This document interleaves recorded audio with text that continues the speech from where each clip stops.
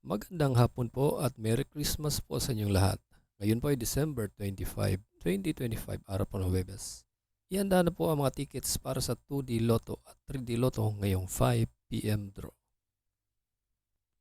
Kung bago ka pa lang sa aking channel, pwede kang mag-like, share, at subscribe para updated kayo sa mga PCSO lottery results araw-araw. Ito po ang mga maswerteng numerong lumabas ngayong 5 p.m. draw para sa 2D Lotto. 25 and 26 in exact order.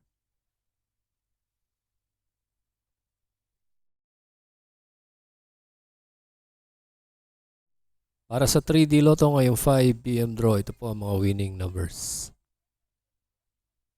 8, 6, and 0 in exact order.